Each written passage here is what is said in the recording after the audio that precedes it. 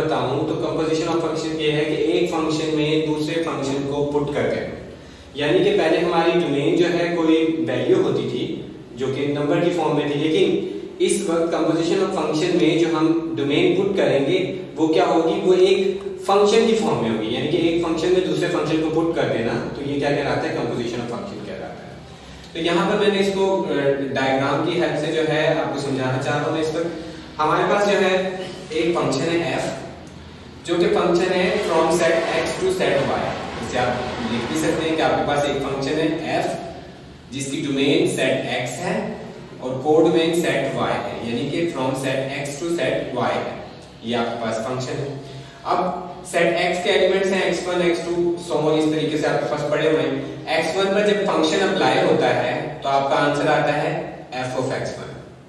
ये आपका एक फंक्शन कंप्लीट हो चुका। अब दूसरा, इसके साथ साथ हम जो है एक और फंक्शन लेते हैं, वो है g फंक्शन। g फंक्शन जो है वो स्टार्ट होता है, यानी उसकी डोमेन है y सेट और उसकी कोड डोमेन है सेट z। ठीक है, यहाँ पर जो g फंक्शन है वो सेट y को एज ए डोमेन डिस्कस करेगा, डील करेगा, और सेट z जो है वो कोड डोमेन का सेट है g के लिए। अब हम चाहते हैं एक फंक्शन को दूसरे फंक्शन में पुट कर देना। अब यहाँ पर हमने क्या किया, g of f of x, आपके पास एक फंक्शन बनेगा composition function g of f of x, वो बनेगा set x to set z, जिसकी डोमेन जो होगी वो सेट x होगा और उसकी जो कोड डोमेन होगी वो सेट z होगा।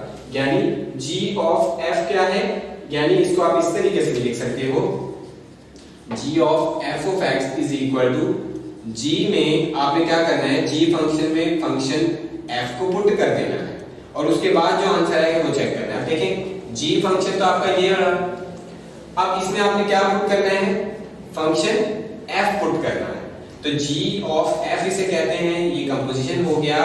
अब यहाँ पर आपने याद रखना है कि g बाद में है, f जो है पहले, इसका मतलब x पे पहले आप f अप्लाई करें, f अप्लाई करने के बाद जो आंसर आ जाए उसे क्या करें, g में पुट करें, यानी g जो है वो बाद में पुट होगा।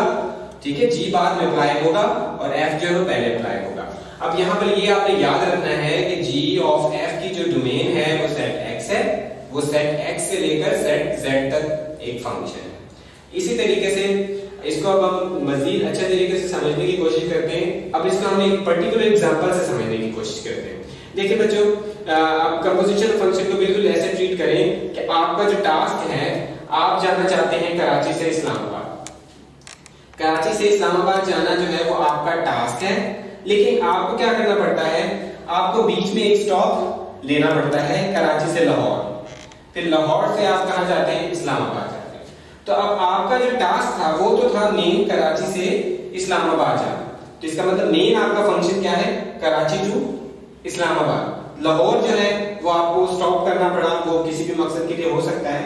तो इसका मतलब है एक तो आपका फंक्शन बना फ्रॉम कराची टू लाहौर, आप गए, वो आपके फंक्शन f की तरह है। इसके बाद आप लाहौर से गए इस्लामाबाद, वो फंक्शन g की तरह है। लेकिन आपका टास्क जो था वो था कराची टू इस्लामाबाद, यानी कि आपकी डोमेन जो बनी इस सूरत हाल में वो कराची होगी और रेंज आप यहाँ कहाँ पर पहुंचेंगे, वो इस्लामाबाद होगी। तो वो आपका जो है फंक्शन कराची टू इस्लामाबाद होगा आपका टास्क। तो इस तरीके से जो है बाज़ औक़ात हमें फंक्शंस की जरूरत पड़ती है कि बीच में जो है वो जो सहूलत कार है, आप समझ लें, ठीक है, वो एक स्टेशन है जहाँ पर आपने ठहराव किया और वो किसी भी मकसद के लिए हो सकता है। मेन टास्क आपका जो था वो ये था, कराची से इस्लामाबाद जाना। इस तरीके से आप कंपोजिशन फंक्शन को समझें। अब कंपोजिशन फंक्शन को किस तरीके से लिखते हैं और किस तरीके से जो है इसको ज़ाहिर किया जाता है वो हम देखते हैं। अब कंपोजिशन फंक्शन हमने g ऑफ f जो पढ़ा, g of f of x, यहाँ पर देखिए मैंने पहले भी आपको बताया कि हमने क्या करना है, पहले x पर f को अप्लाई करना है, यानी कि x को पहले फंक्शन f में पुट करेंगे, फिर फंक्शन f को किस में पुट करेंगे, g फंक्शन में पुट करेंगे। ये आपने सीक्वेंस याद रखना है, सबसे पहले फंक्शन f अप्लाई होगा x पर, बाद में g फंक्शन अप्लाई होगा उस पूरे f ऑफ x पर। अब यहाँ पर ये मैंने लिखा हुआ है for all x belong to set of x, यानी कि आपका जो ये स्मॉल x है ये आपकी डोमेन में से आए हैं, जो पहले फंक्शन की डोमेन थी जो आप पुट कर रहे हो अंदर, उस फंक्शन की डोमेन में से। अब कंपोजिशन फंक्शन, अगर आप दो फंक्शन f और g ले रहे हो तो कंपोजिशन फंक्शन जरूरी नहीं है वो g of f of x की फॉर्म में हो।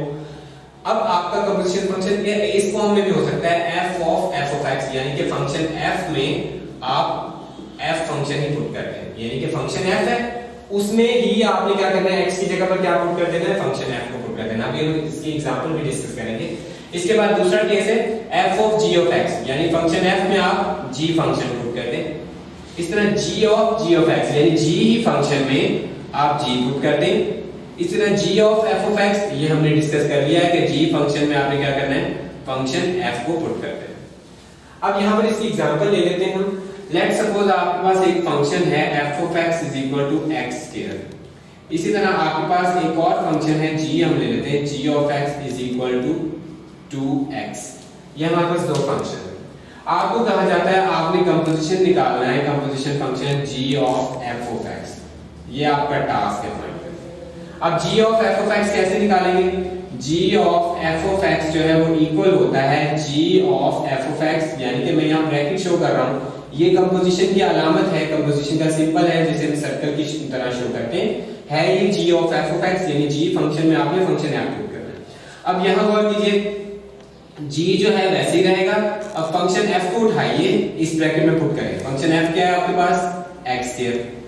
अब ये हमें ये शो कर रहा है, हमने फर्स्ट एक्सरसाइज कर ली है, उसके अकॉर्डिंग हमें ये पता चल रहा है कि g फंक्शन में जहां पर आपके पास वेरिएबल x है वहां पर वेरिएबल की जगह रिप्लेस कर दें x स्क्वायर, यानी वेरिएबल की जगह x स्क्वायर लिख दें। g फंक्शन क्या है आपके पास 2x, यानी फंक्शन में आप आए 2 लिख दिया, x की जगह पर आपने क्या लिखना है, x स्क्वायर पुट करना है, तो x की जगह पर हमने x स्क्वायर पुट कर दिया, तो ये आपका g of f of x जो है वो बन चुका है। इस तरीके से बच्चों एक फंक्शन में दूसरे फंक्शन को किया जाता है, जो कि कंपोजिशन ऑफ फंक्शन की हेल्प से होता है। अब यहाँ पर बच्चों हमारे पास दो इंपॉर्टेंट पॉइंट्स हैं जो आपने याद रखने हैं, एमसीक्यूज के तौर पर भी इसे याद रखना है। पहला पॉइंट ये है कि g of f of x और f of g of x, यानी अब यहाँ पर आपको ये याद रखना है, सीक्वेंस याद रखना है कि हम x पे पहले फंक्शन f अप्लाई करेंगे, जो रिजल्ट आएगा फिर उस पे g बाद में अप्लाई करेंगे। दूसरी तरफ हमारे पास है f of g of x, यानी x पर हम पहले g अप्लाई करेंगे, फिर g अप्लाई करने के बाद हम क्या करेंगे, फंक्शन f अप्लाई करेंगे।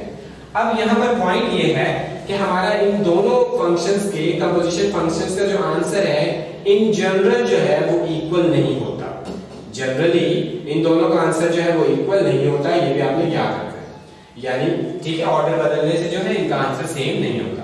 इसी तरह दूसरा पॉइंट हमारे पास ये है, सेम फंक्शन की कंपोजिशन लेनी हो उसी फंक्शन के साथ, जैसे आपके पास फंक्शन f है, उसकी एक दफा जो है कंपोजिशन लेनी है आपने सेम फंक्शन के साथ, तो उसे आप f भी लिख सकते हो, ट्वाइस, दो दफा, या f के ऊपर जो है 2 लगा दो स्क्वायर, ठीक है। ये स्क्वायर नहीं होगा, कतई ये मतलब नहीं इसका कि आपने f का स्क्वायर कर लिया, समझाने के लिए आपको स्क्वायर बताया जा रहा है। तो f के ऊपर 2 शो करना है, जो 2 शो करेगा कि आप फंक्शन f के साथ ही कंपोजिशन ले रहे हो 2 दफा, ठीक है ना। फंक्शन f को एक दफा फंक्शन f ही पुट कर रहे हो फंक्शन f। इसी तरीके से सिमिलरली अगर फंक्शन f की 3 दफा मतलब कि थ्राइस आपने कंपोजिशन लेनी हो तो वो कैसे लेंगे, इसको आप ऐसे 3 दफा f लिख लें और f के ऊपर जो है क्यूब शो कर दें। यहाँ पर फिर मैं नोट बताता जाऊं कि क्यूब का मतलब ये नहीं है कि फंक्शन f जो भी है आपके पास उसका क्यूब कर दिया जाए। अब आप यहाँ पर ये भी समझ सकते हो कि फंक्शन f है, यहाँ पर हमें क्यूब करने का कहा गया है, तो x स्क्वायर का क्यूब किया तो क्यूब करने से आपको आ गया x टू द पावर 6, जो कि बिल्कुल गलत है, ठीक है। आपने क्या करना है, फंक्शन f में फंक्शन f पुट करना है। इन केस में यहाँ पर आपको शो करके दिखाता हूँ, फंक्शन f ऑफ x हमारे पास x स्क्वायर है, फंक्शन f के लिए मैं पहले f ऑफ f फाइंड करता हूँ। f ऑफ f जो है f ऑफ f जो है हम निकालेंगे वो किसके इक्वल है, f ऑफ x जी। f में आपने क्या पुट करना है, f ऑफ x क्या है, x स्क्वायर। अब फंक्शन f में जाइए, जहां पर x है वहां पर x स्क्वायर पुट करते हैं। देखिए ये x है और ऊपर स्क्वायर है, x की जगह x स्क्वायर पुट करना है, कर दिया पुट। अब इसको हल करें, आपके पास क्या आ जाएगा, x टू द पावर 4।